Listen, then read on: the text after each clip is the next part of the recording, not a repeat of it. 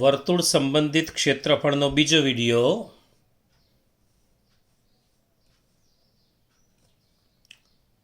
પહેલા વિડિયોમાં આપણે સૂત્રો જોયા, એકાદ ઉદાહરણ જોયું.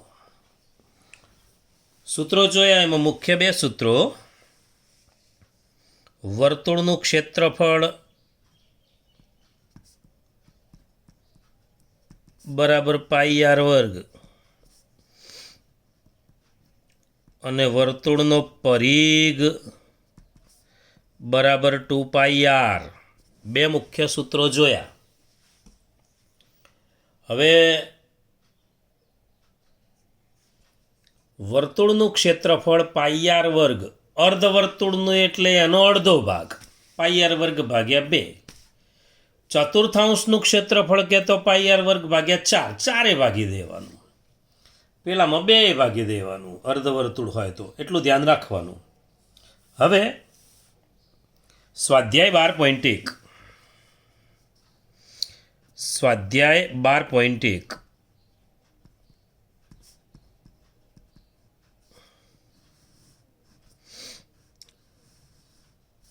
સ્વાધ્યાય 12.1 નો દાખલા નંબર 1. પહેલો દાખલો: બે વર્તુળની ત્રિજ્યા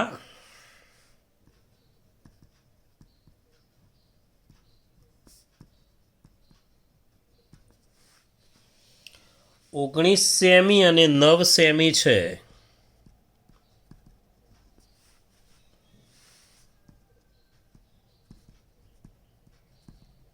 બે વર્તુળની ત્રિજ્યાઓ આપેલી છે, 19 સેમી અને 9 સેમી. જે વર્તુળનો પરિઘ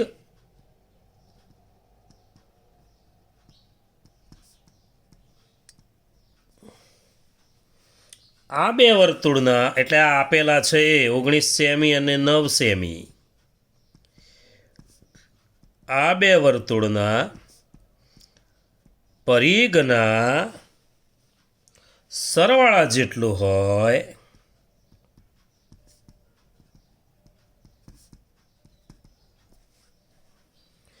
તે વર્તુળની ત્રિજ્યા શોધો. રકમને બરાબર સમજવી પડશે. સમજી લઈએ. જો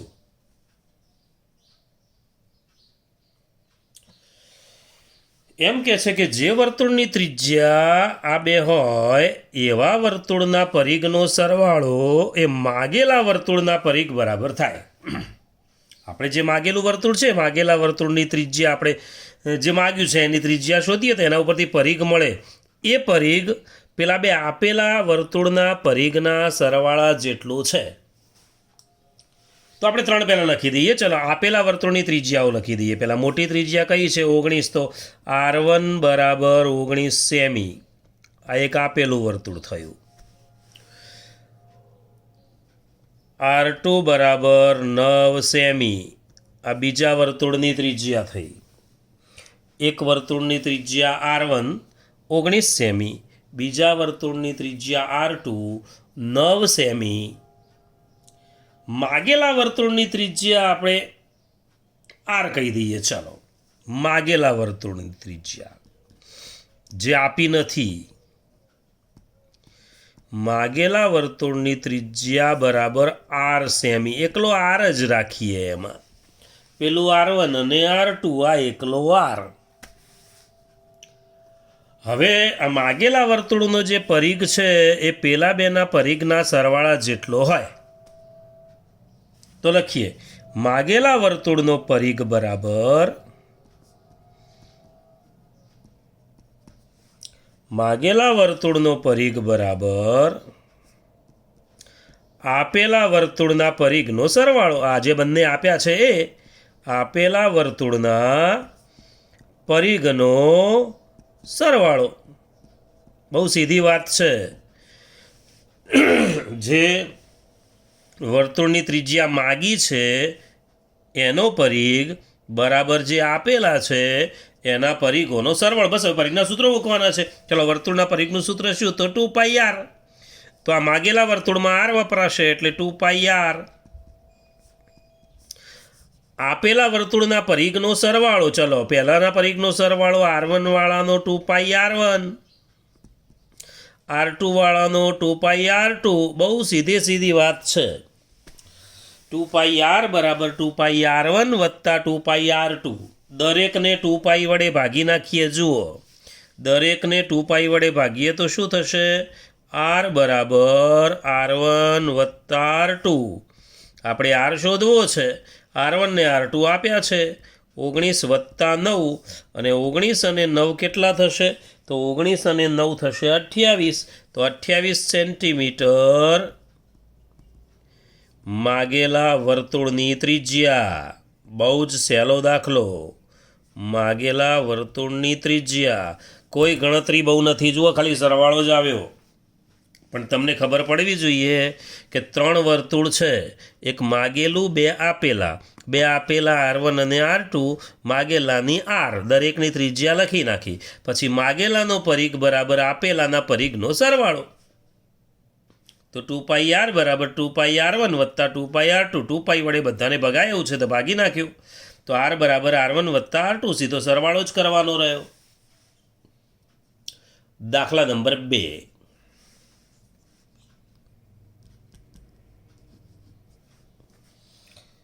બે વર્તુળની ત્રિજ્યા. એ જ પ્રમાણેનો દાખલો લાગે છે. જુઓ, એવી જ રકમ છે. બે વર્તુળની ત્રિજ્યા 8 સેમી અને 6 સેમી છે.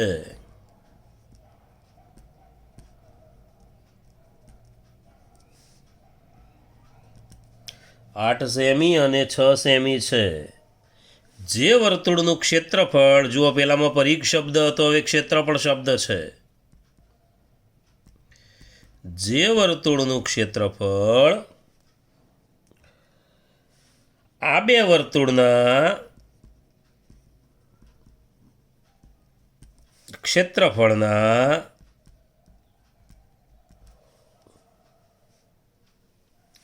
સરવાળા જેટલું હોય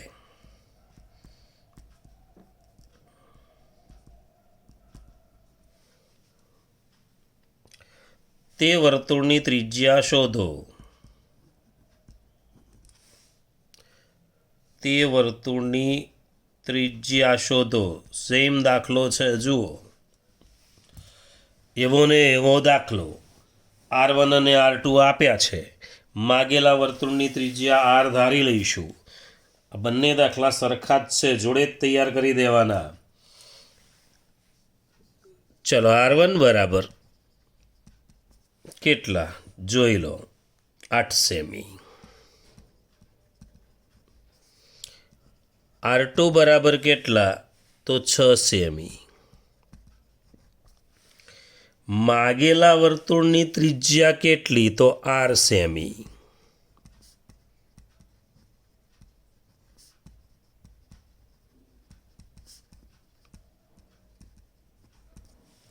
માગેલા વર્તુળની ત્રિજ્યા R સેમી. હવે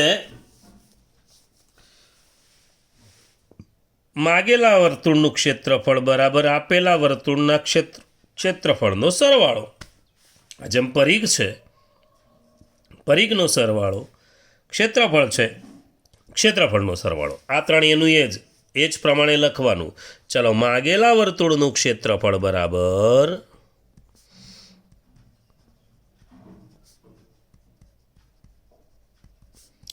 આપેલા વર્તુળના ક્ષેત્રફળનો સરવાળો.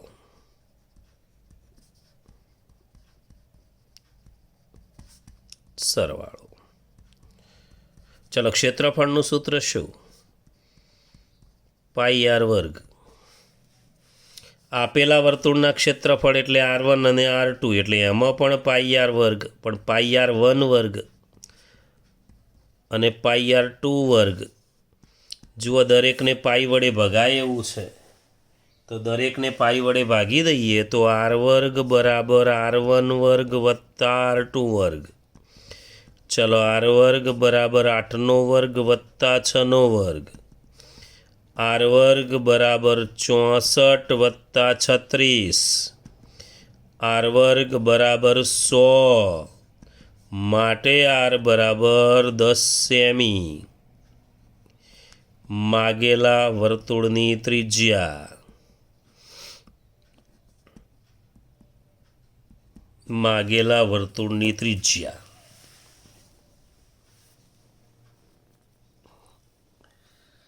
આ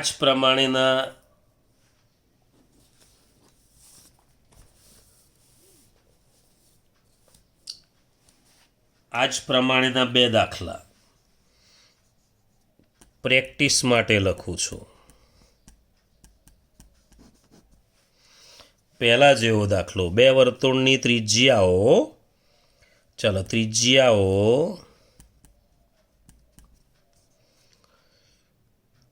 18 સેમી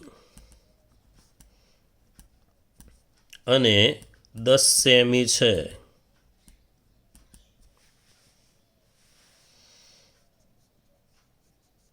માગેલા વર્તુળનો પરિઘ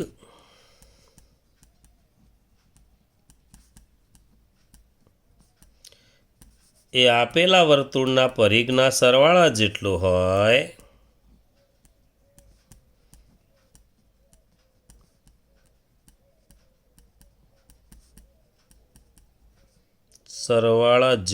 હોય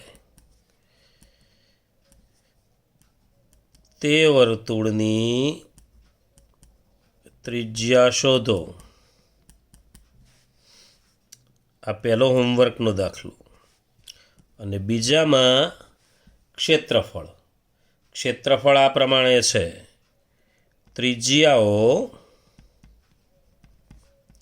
7 સેમી અને 24 સેમી છે. માગેલા વર્તુળનું ક્ષેત્રફળ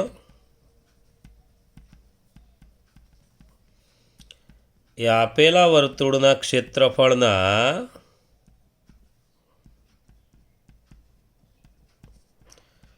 સરવાળા જેટલું હોય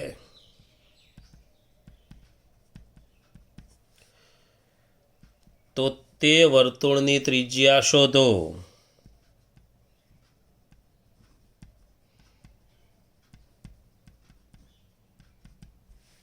ટૂંકમાં બે જ વાત છે. 18 સેમી અને 10 સેમી, આમાં 7 સેમી અને 24 સેમી, આમાં પરિઘ છે, આમાં ક્ષેત્રફળ છે. બસ આટલું છે. તો આ બંને દાખલા ગણ્યા પછી આ બંનેની પ્રેક્ટિસ કરી લેવાની.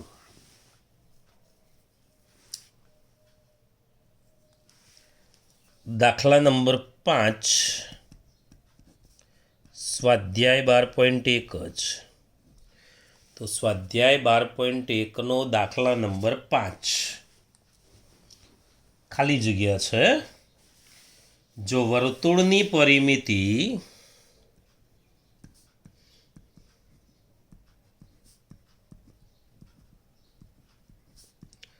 અને ક્ષેત્રફળ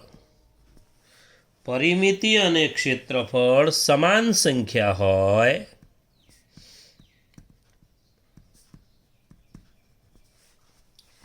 તો વર્તુળની ત્રિજ્યા ખાલી જગ્યા હોય.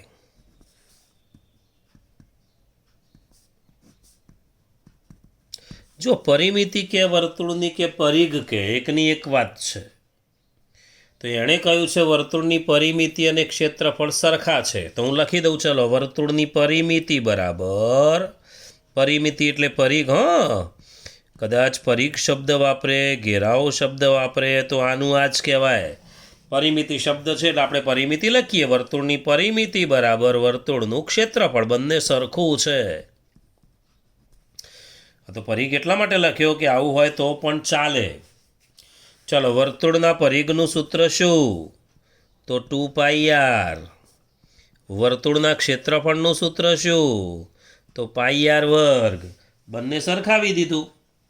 હવે જુઓ, આરવાળા એક બાજુ ભેગા કરીએ. ત્રિજ્યા શોધવી છે ને, તો ત્રિજ્યા શોધવી છે તો ત્રિજ્યા એક બાજુ ભેગી કરીએ. ચલો, અહીંયા આરનો વર્ગ છે, જુઓ. અને આ આર કયો આવી જશે? નીચે. આ બાજુ શું વધશે? 2π. આર નીચે જતો રહે, જુઓ.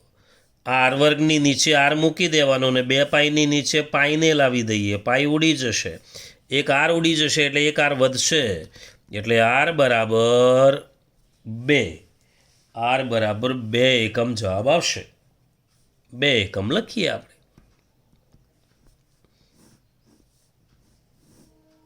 હેતુલક્ષી પ્રશ્ન છે કે પરિઘ અને ક્ષેત્રફળ સરખું હોય તો ત્રિજ્યા 2 થાય.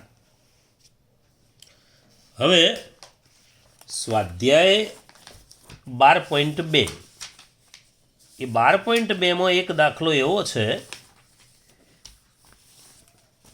કે જે આ 12 પોઈન્ટની રીતોને અનુકૂળ હોય, એના સૂત્રોને અનુકૂળ હોય એવો.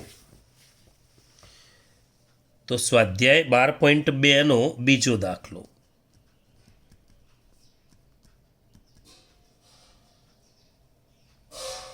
બાર પોઈન્ટ 2નો બીજો દાખલો. 22 સેન્ટીમીટર પરિઘવાળા, જુઓ પરિઘ આપ્યો છે તો પરિઘનું સૂત્ર મૂકી દેવાનું. ગઈ વખતે વાત થઈ હતી, પરિઘ માગ્યો હોય, પરિઘ આપ્યો હોય તો પરિઘનું સૂત્ર મૂકી દેવાનું. ક્ષેત્રફળ આપ્યું હોય, જે વસ્તુ આપી છે એનું સૂત્ર પહેલાં મુકાય. 99% એવું જ થાય. 22 સેન્ટીમીટર પરિઘવાળા વર્તુળના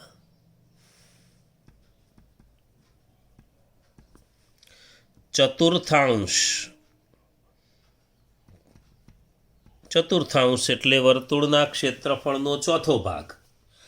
વર્તુળનું ક્ષેત્રફળ પાઈ આર વર્ગ, ચતુર્થાંશનું ક્ષેત્રફળ પાઈ આર વર્ગ ભાગ્યા 4, અર્ધવર્તુળનું ક્ષેત્રફળ પાઈ આર વર્ગ ભાગ્યા 2. અર્ધવર્તુળમાં અડધું કરવાનું, ચતુર્થાંશમાં ચોથા ભાગનું કરવાનું. ચતુર્થાંશનું ક્ષેત્રફળ શોધો.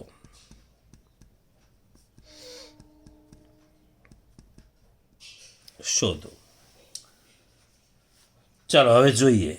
એણે આપ્યું છે શું? તો પરિઘ. તો પહેલાં હું પરિઘનું સૂત્ર મૂકું. ચાલો, વર્તુળનો પરિઘ બરાબર 2 પાઈ આર. પરિઘની જગ્યાએ મૂકી દઈએ 22.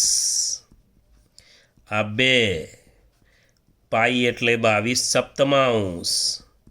અહીંયા આર. ચલો, આરને અહીંયા આ બાજુ એકલો રાખીએ તો આ બાજુ શું થશે? 22 ગુણ્યા 7. જો અહીંયાનો ભાગ શોધવાનો હોય તો અહીંયા એકલો રાખવાનો. આ બાજુનું નીચે છે, ઉપર ને ઉપર હોય એ નીચે. આ 7 ઉપર ગયો, 2 અને 22 નીચે આવશે. 22 જતા રહ્યા. ચલો, આર કેટલો થયો? 7/2 એટલે 3.5 લખવું હોય તો પણ લખી શકાય, અને 7/2 સેમી લખવું હોય તો પણ લખી શકાય. જુઓ, ત્રિજ્યા મળી ગઈ આપણને. તમે જ્યારે પરિઘ કે ક્ષેત્રફળ આપ્યું હોય અને એનું સૂત્ર મૂકશો એટલે તમને સીધો પહેલાં આર જ મળી જશે. ચલો, આર મળી ગયો.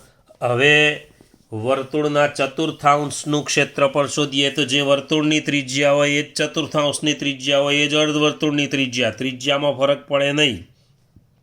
તો ચતુર્થાંશની ત્રિજ્યા આ જ કહેવાય. ચલો, હવે વર્તુળના ચતુર્થાંશનું ક્ષેત્રફળ.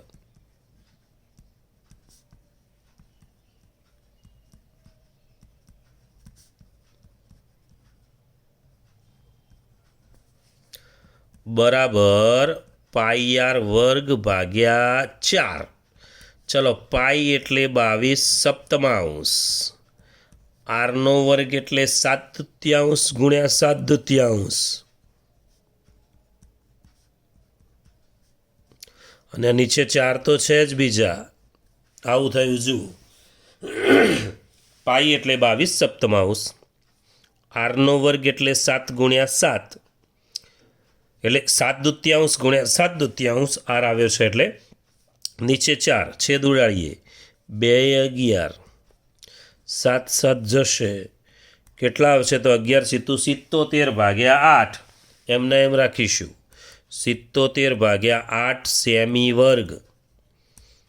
આ થશે ચતુર્થાંશનું ક્ષેત્રફળ. આવું હવે એક દાખલાની પ્રેક્ટિસ કરી લેવાની. ચલો, પ્રેક્ટિસ માટે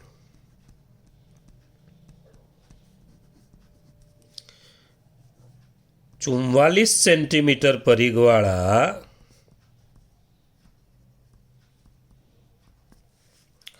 44 સેન્ટીમીટર પરિઘવાળા વર્તુળના ચતુર્થાંશનું ક્ષેત્રફળ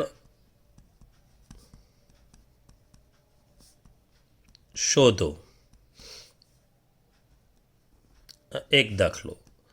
અને બીજો દાખલો 22 સેમી પરિઘવાળા વર્તુળના અર્ધવર્તુળનું ક્ષેત્રફળ શોધો. અર્ધવર્તુળમાં ભાગ્યા 2 કરવાનું. અર્ધવર્તુળનું ક્ષેત્રફળ શોધો.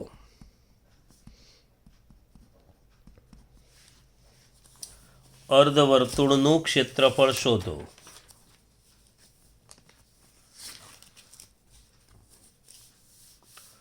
ચાલો, એક દાખલો એવો છે, થોડો વિચારીને ગણવાનો. 2 વર્તુળના વ્યાસ હોય તો તમે ત્રિજ્યા કરી શકો.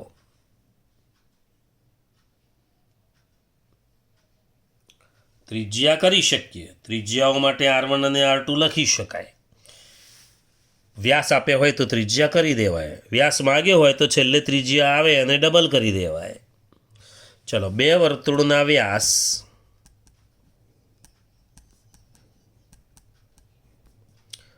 અનુક્રમે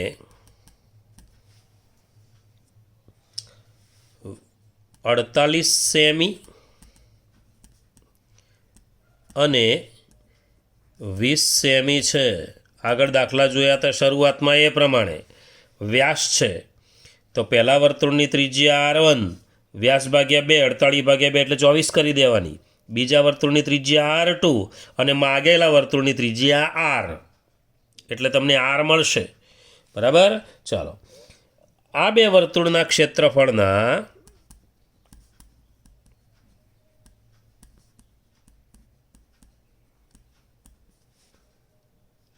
સરવાળા જેટલું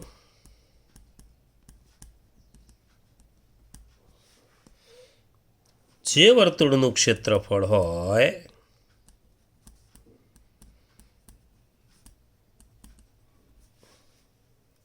તે વર્તુળનો વ્યાસ શોધો.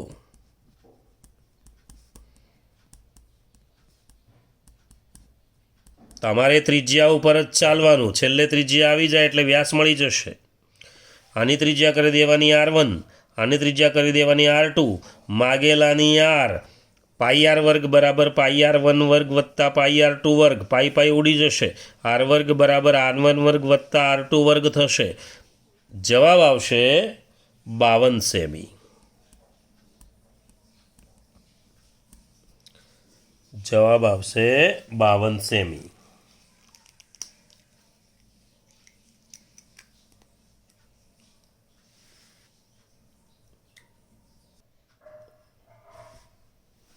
તો ફરીથી ત્રીજા વિડીયોમાં મળીશું. 2 વિડીયો બરાબર કરી દેવાના. પહેલો સ્વાધ્યાય પૂરો થઈ ગયો. બાય.